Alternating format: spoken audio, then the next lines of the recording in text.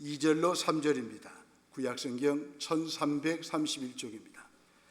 말라기서 4장 2절로 3절의 말씀 교도하신 가운데 살아계신 하나님의 음성을 들으시는 이 시간 되시기를 바랍니다. 내 이름을 경외하는 너희에게는 공의로운 해가 떠올라서 치료하는 광선을 비추리니 너희가 나가서 외양간에서 나온 송아지같이 뛰리라.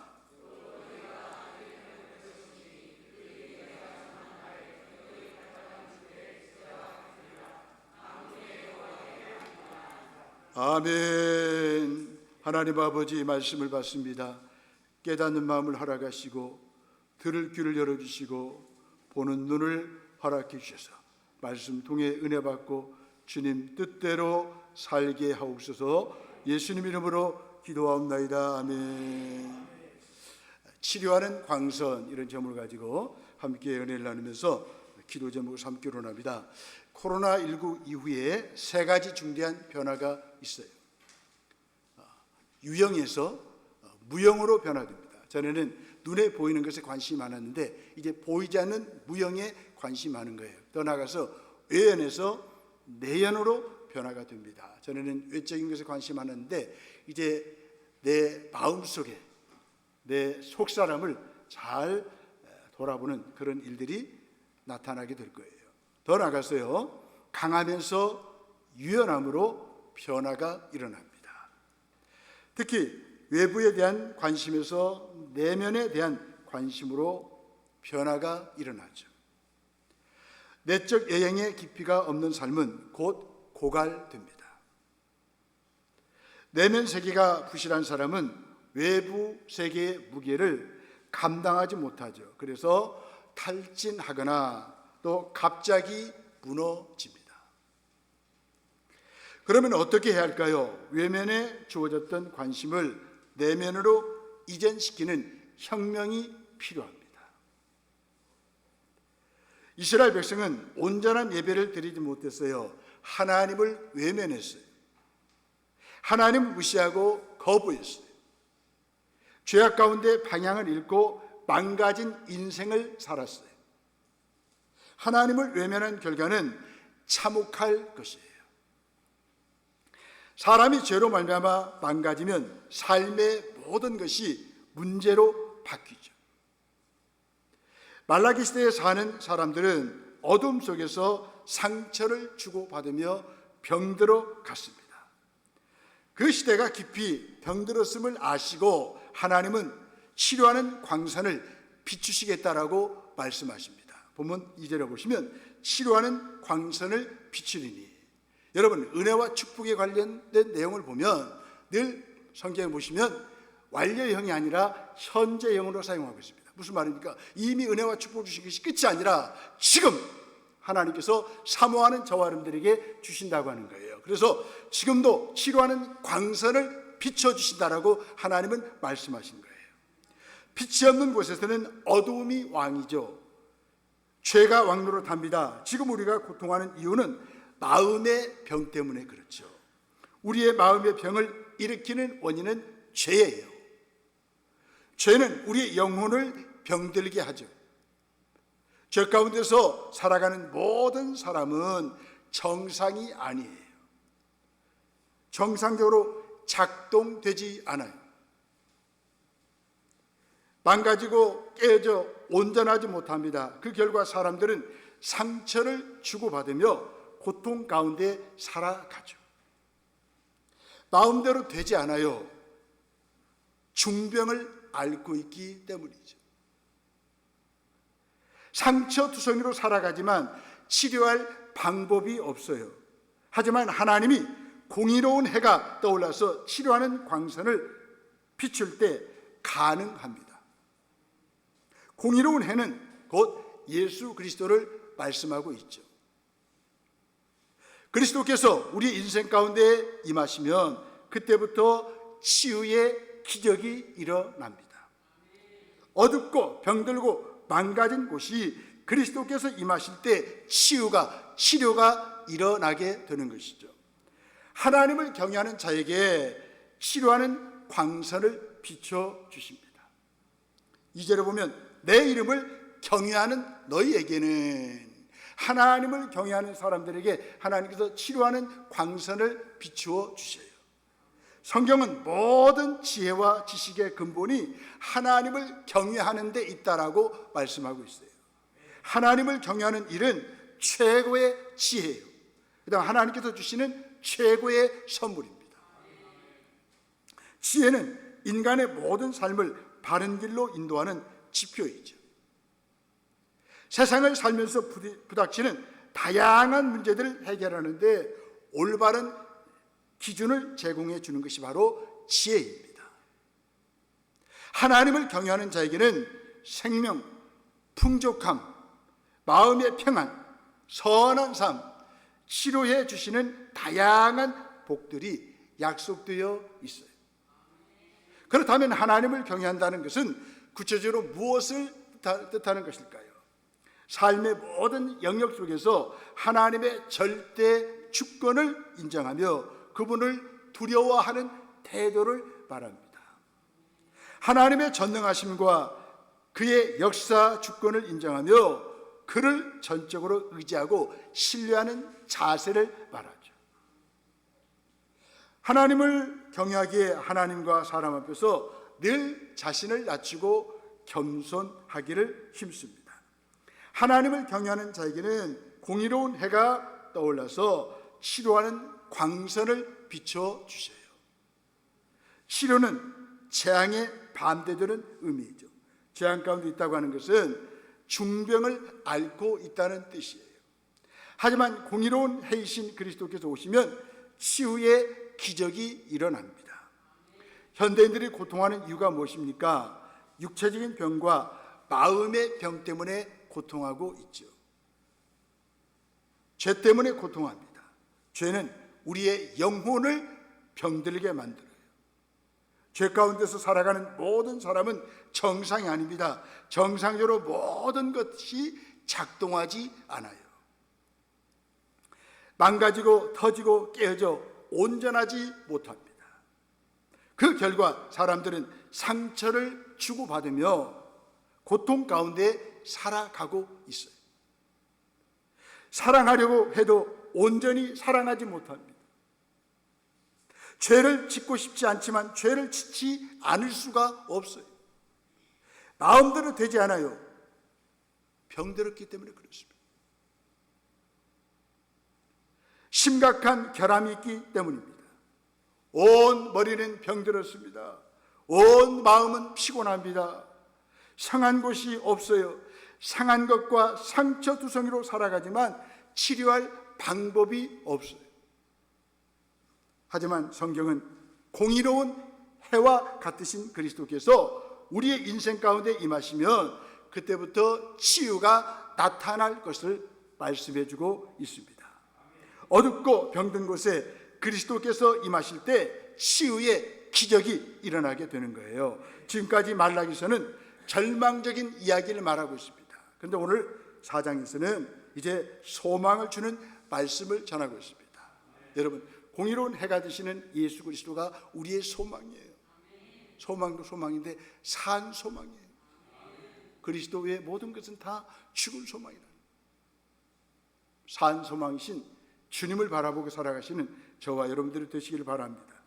치료하는 광선이 우리 마음 가운데 강력하게 비춰지는 은혜가 있기를 바랍니다. 치료하는 광선이 비춰질 때 하나님께서 준비해 주신 은혜들을 누립니다. 우리가 하나님을 경외하며 그분의 이름을 존중히 생각하며 살아갈 때 하나님께서 우리의 섬김의 모든 모습들을 하나도 빠뜨리지 않고 기억해 주셔요. 오늘도 이렇게 오셔서 예배하고 또 차량봉사, 청소, 꽃꽂이, 교사, 찬양팀으로 재정으로 모든 수고하는 일들을 우리 하나님이 다 기억하십니다. 말라기서 3장 16절에 보시면 그때 여호와를 경외하는 자들이 피차에 말하며 여호와께서 그것을 분명히 들으시고 여호와를 경외하는 자와 그 이름을 존중히 여기는 자들을 위하여 여호와 앞에 있는 기념책에 뭐예요? 기록하셨느니라. 아멘. 하나님은 우리가 주님께 한번 예배드리는 것까지도 우리가 피곤한 몸을 이끌고 새벽에 나와서 기도하는 것조차도, 봉사하는 것조차도 다 기억하시고 기념책에 기록하신다라고 말씀하셨습니다. 우리가 처음 만난 사람들에게 전도하는 그 모습도 우리 하나님이 다 기억하시고 기념책에 기록하십니다. 하나님께서 정하신 날에 우리를 하나님의 특별한 소유들로 간주하셔요. 부모가 사랑하는 자녀들을 아끼시는 것처럼 저와 여러분들을 아껴주셔요. 말라기서 3장 17절입니다. 만군의 여호와가 이르노라. 나는 내가 정한 날에 그들을 나의 특별한 무엇으로 삼을 것이요? 소유로 삼을 것이요. 모든 사람이 자기를 섬기는 아들을 아낌같이 내가 그들을 아끼리라. 아멘. 하나님께서 저와 여러분들을 특별한 소유로 삼으셨고요, 우리를 아껴주시겠다라고 말씀하셨어요. 특별한 소유, 소유란 말은 히브리어로 셰글라라는 말인데 이 말은 보배라는 뜻이에요. 보석 같은, 보석이라, 보석. 이 하나님의 창고 안에 보관되어 있는 우리는 보석이 보배, 보배로운 백성, 보배로운 자녀예요. 아멘. 그런데 그 앞에 보면 뭐래요? 하나님의 특별한 소유, 특별한 보배라는 거예요. 아멘. 아시겠죠? 하나님의 특별한 소유, 특별한 보배, 보석. 가격을 매길 수가 없어요. 여러분들은 걸작입니다.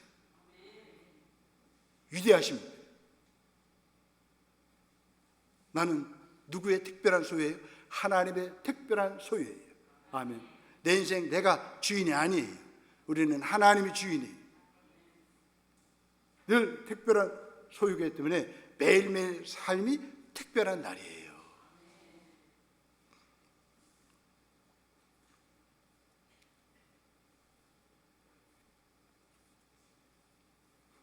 하나님은 이렇게 우리를 특별한 소유로 만드셨죠.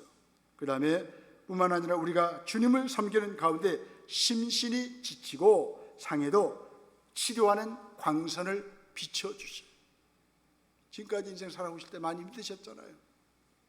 피곤하잖아요. 왜 이렇게 잠을 자도 이렇게 피곤이 안 풀려요? 그게 정상이에요. 어디 하나 성한 곳이 없잖아요. 병원 가면 기본이 3만 원, 1,000만 원 치료비가. 그동안 인생을 우리가 많이 살아오셨잖아요. 몸이 아프니까 마음도 지치고,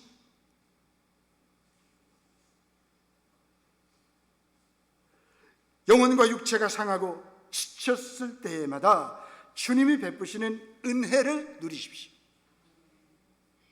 간구하며 매달리십시오. 내가 지치고 아프고 힘들 때 하나님 앞에 납작 엎드리십시오. 그때 하나님께서 나를 붙드시고 치유해 주시고 일으켜 주시고 또 다른 인생을 살아갈 수 있도록 우리를 붙드시고 인도해 주실 줄로 믿습니다. 하나님을 경외하는 우리에게 치료하는 광선을 비추실 때 무슨 은혜들이 주어질까요?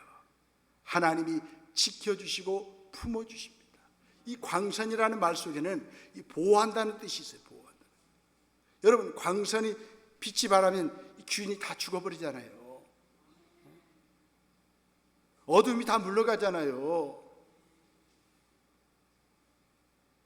바람이 세차게 불어오거나 사나운 짐승들이 공격해 올 때 어미새는 날개로 자기 새끼를 보호합니다. 품어요. 여러분, 하나님은 우리의 이게 위대한 날개가 되셔요. 하나님이 우리를 꼭 숨겨주십니다. 우리도 하나님이 비추시는 광선을 통해 그분의 따뜻한 사랑을 느낄 수가 있어요. 보호해 주시는 은혜를 누리며 살아갈 수 있어요. 그러니까 남은 인생, 나그네 생애를 잘 살 수가 있어요. 왜요? 하나님이 우리를 날개 아래 보호해 주시니까 살만 나는 거예요.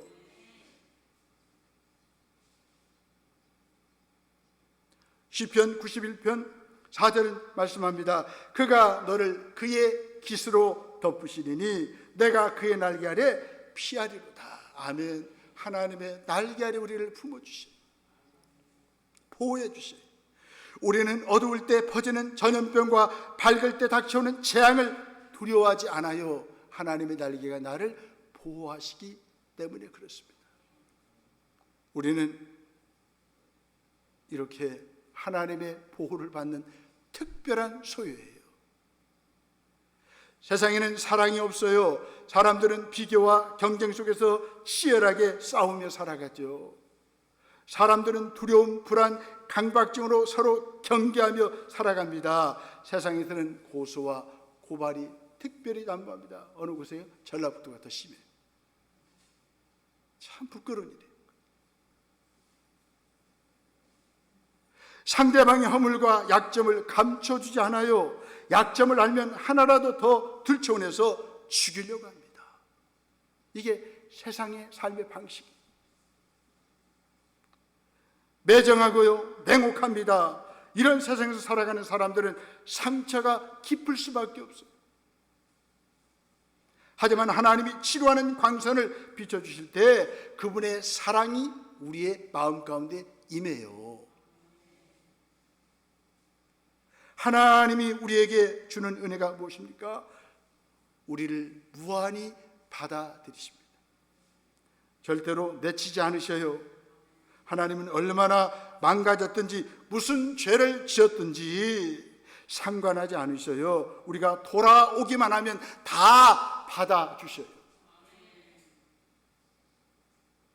우리에게 완전한 용서와 치료를 베푸셔요. 이것이 은혜의 능력이에요. 치료하는 광선은 하나님 사랑에 만져주심이에요. 이 시간도 성령님 우리 가운데 운행하시는데 우리를 만져주시고 만져주시죠. 하나님의 사랑으로 마사지 해주시고 마사지. 돈 안 내고 마사지 하잖아요. 성령께서 막 만져주시죠. 사랑으로 만져주시죠. 예배 드리고 가시면 놀라운 일이 일어날 거예요.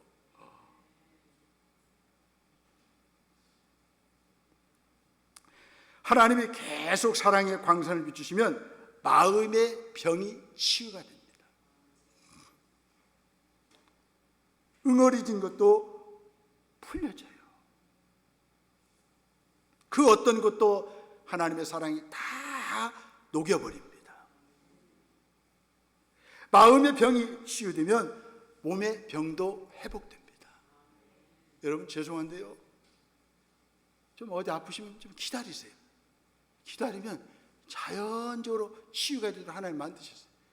마음이 급해가지고 약을 쓰고 뭘 하다 보니까 부작용이 생기는 거예요. 부작용. 아프시면 조용히 새벽에 나와서 기도하시고 수요일 밤에도 나와서 기도하시고 예배 시간만 집중해. 하나님 집중하면 하나님이 싹 만지셔서 회복시켜 주세요. 이상해요. 은혜 받으면 우리 체질이 바뀌더라고.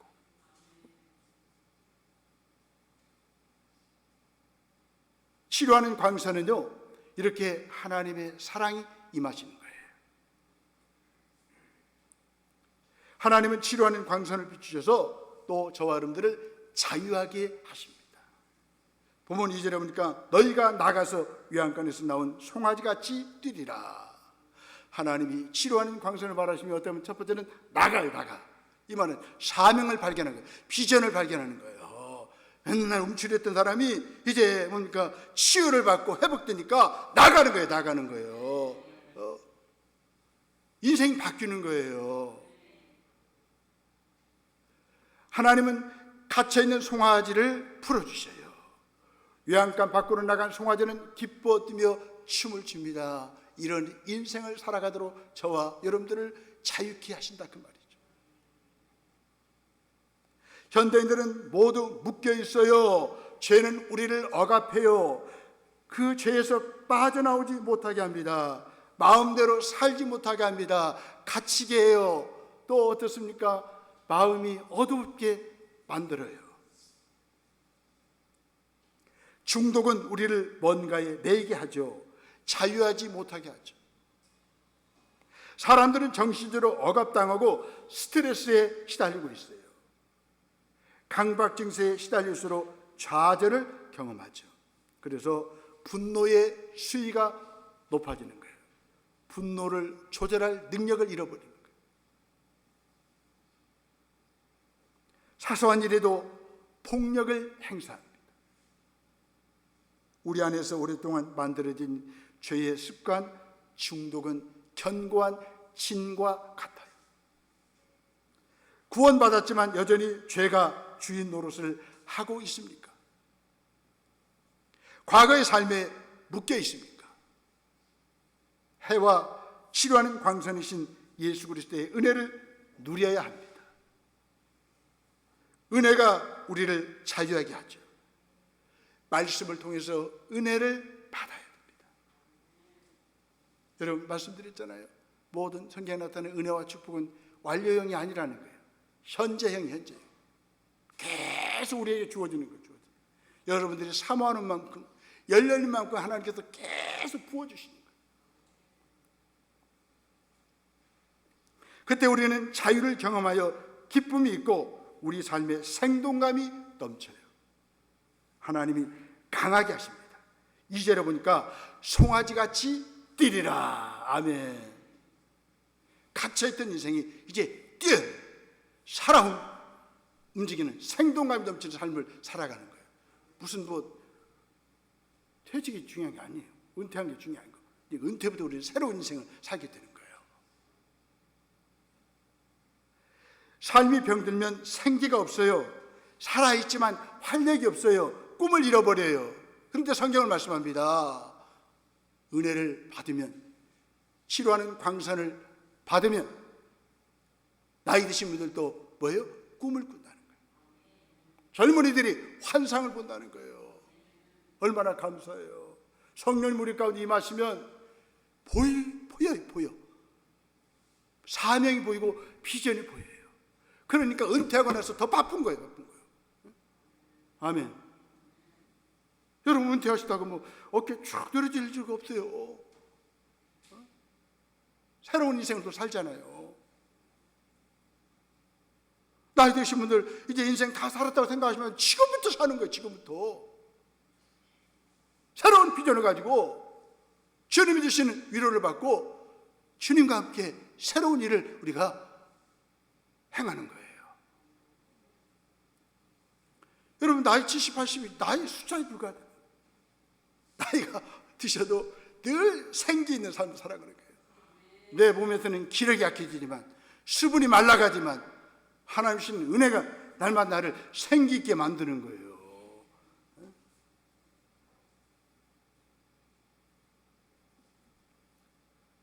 더 나아가서 상처를 받고 상처에 시달리다 보면 삶이 퇴보합니다. 무기력해집니다. 죄에 끌려다닙니다. 자존감이 낮아져요. 삶이 어두워요.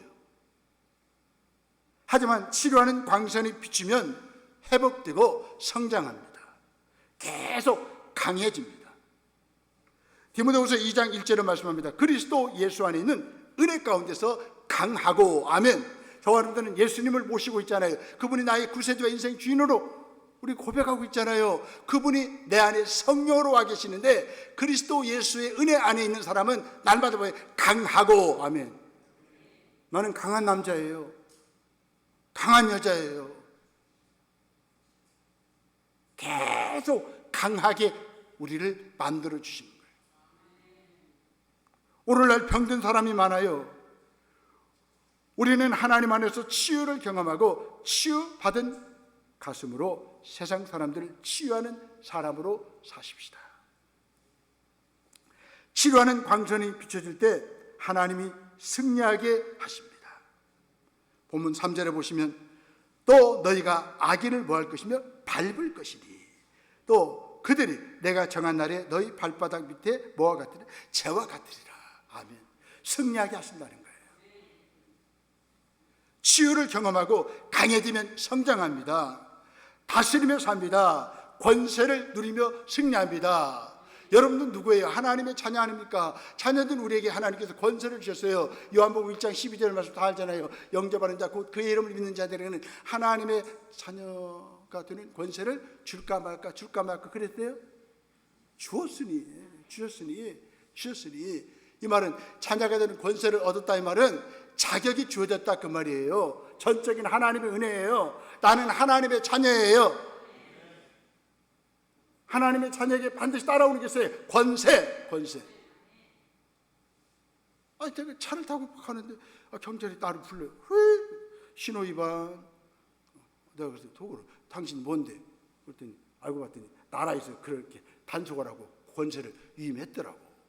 난 꼼짝없이 그냥 예, 죄송합니다. 이렇게 했죠. 그게 권세예요. 무서운 거예요. 여러분들은 겉보기엔 사람이지만, 겉보기 연세가 많으시고 몸이 불편하지만 우리는 누구예요? 하나님 아버지의 자녀됨의 권세를 받은 사람이에요. 하나님 아버지의 모든 권세가 나의 것이 됐어요. 권세를 나에게 위임해 줬어요. 그 권세를 사용하세요.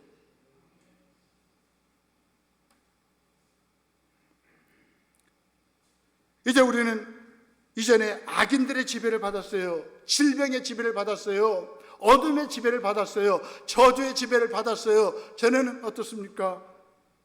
어둠의 영의 지배를 받았어요. 뭔가의 지배를 받는 것이 우리의 저주요 고통이었습니다.